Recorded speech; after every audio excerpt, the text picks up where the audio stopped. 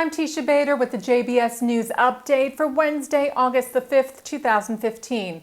U.S. President Barack Obama addressed the American people today on the Iran deal from American University in Washington, where he said the agreement with Iran was good for American security and good for Israel. The president said the deal cuts off all of Iran's pathways to the bomb, though he noted it does not resolve all problems with Iran, saying Iran has always funded terror. No one can blame Israelis for having a deep skepticism about any dealings with a government like Iran's. But the fact is, partly due to American military and intelligence assistance, which my administration has provided at unprecedented levels,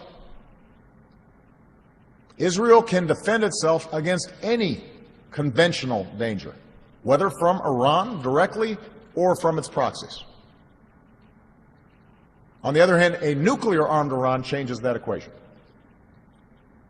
And that's why this deal ultimately must be judged by what it achieves on the central goal of preventing Iran from obtaining a nuclear weapon. And Obama met yesterday with Jewish American leaders at the White House to discuss the Iran nuclear deal.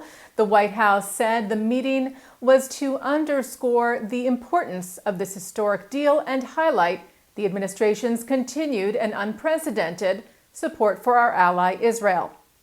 Participants in the meeting included leaders from AIPAC, the Anti-Defamation League, the Conference of Presidents of Major American Jewish Organizations, the Jewish Federations of North America, the Jewish Council for Public Affairs, the Orthodox Union, the Rabbinical Assembly, the Reform Movement, the World Jewish Congress, the UJA Federation of New York, and the American Jewish Committee, among others.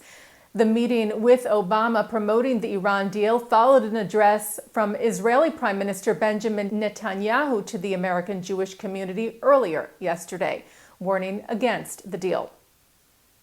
And Executive Director of the American Jewish Committee, David Harris, released a statement today. He said after weeks of a thorough and open-minded examination of the deal, including meetings with President Obama, and having carefully listened to those in favor and those opposed, he said, in the end, AJC's leadership concluded overwhelmingly that we must oppose this deal. Harris said there are too many risks, concerns, and ambiguities for us to lend our support. The AJC called on Congress to oppose the deal as well, while also urging civil and respectful debate.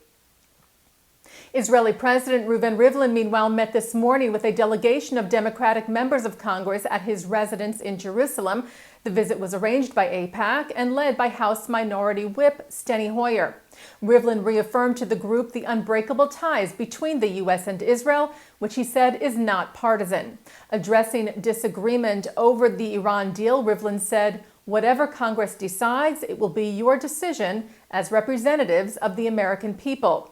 He said, "We as your allies and partners must make sure that whatever the result of this vote, our strategic alliance stands and grows even stronger." Hoyer told Rivlin that despite differences between the U.S. and Israel on the Iran issue, it was critical now more than ever to be united. The Jerusalem Magistrates Court today ordered gay pride parade stabbing suspect Yishai Schlissel to undergo a psychiatric evaluation. Schlissel is accused of stabbing to death the 16-year-old Shira Banki and 5 attempted murder charges at the parade. The evaluation will determine whether he is fit to stand trial. 2 more Jewish right-wing extremists have been arrested by the Shin Bet, Israel's security agency.